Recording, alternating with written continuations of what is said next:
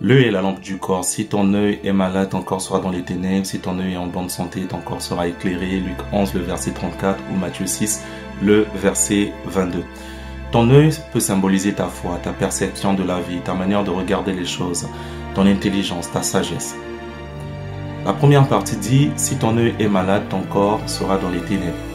C'est-à-dire que si ton œil ne fait que regarder les mauvaises choses, si ton œil dans tout ce qui t'entoure, dans ce qui se passe dans le monde économiquement, dans ce qui se passe dans le monde du point de vue environnemental, du point de vue social, dans ton pays, dans ta famille, dans ton travail, si en fait, dans ta manière de voir les choses, tu ne vois que les choses négativement, ton corps sera dans les ténèbres. C'est-à-dire spirituellement, tu seras éteint parce que ton regard n'est pas porté sur Dieu qui est la lumière. Et physiquement, tu peux avoir des maladies, la tension, les maux d'estomac, tout ce qui peut arriver lorsqu'on accumule des soucis, lorsqu'on accumule des choses qui vont détruire notre vie. Sachant que ces soucis, la peur, tout ce qui va avec, engendre en général spirituellement ou attire spirituellement souvent les démons, les mauvais esprits et ouvre les portes à plusieurs malheurs par exemple. Alors que dans la deuxième partie, on dit si ton œil est en bon état, ton corps sera éclairé. Ça nous montre une chose, ça nous montre que si tu ne regardes que Dieu, si quand on t'annonce par exemple une situation difficile, si lorsque tu vis une situation difficile, que tu traverses une situation difficile, ou que ton travail, ou que ton environnement, ton mariage, tes études, peu importe ce qui t'entoure, lorsque ça va mal, si tu ne fais que regarder la parole de Dieu, tu vas t'en sortir parce que la parole de Dieu va te montrer. D'abord, je parle de la parole de Dieu, ensuite je prendrai des exemples d'aujourd'hui. La parole de Dieu va te montrer que Joseph, lorsqu'on parlait de crise économique, Dieu a donné l'intelligence à Joseph de pouvoir épargner. Donc, si on annonce une crise économique, Dieu est capable de vous donner aussi l'intelligence pour pouvoir épargner. Vous allez vous rendre compte qu'il y a une femme qui avait une perte de sang pendant 12 ans. Jésus-Christ a guéri cette personne.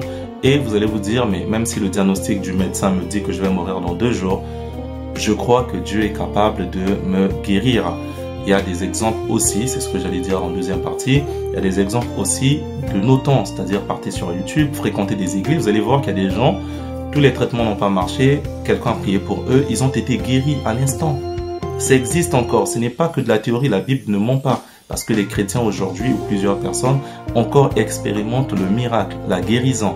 Alors il est encore la question de votre entourage plutôt. Si vous êtes dans un milieu très rationnel, un milieu où on ne croit pas en Dieu, un milieu très athée, ce n'est que normal par exemple que vous puissiez penser que Dieu c'est théorique, ça n'existe que dans la Bible.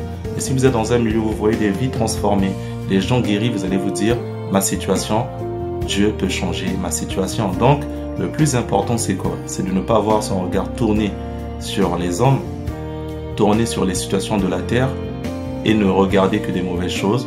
Mais le plus important, c'est avoir son regard tourné sur la parole de Dieu, tourné sur la volonté de Dieu, tourné vers le ciel. Donc désormais, je me dis, Seigneur Jésus, dans cette situation, qu'est-ce que tu veux me montrer?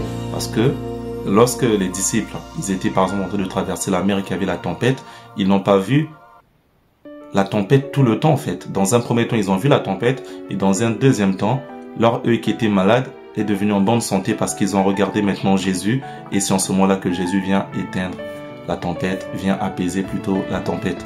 Regardons vers Dieu, regardons la parole de Dieu, regardons avec la foi dans les situations difficiles, regardons la main de Dieu. Dans les situations difficiles, regardons comment Dieu va faire glorifier son nom. Dans les situations difficiles, ne désespérons pas.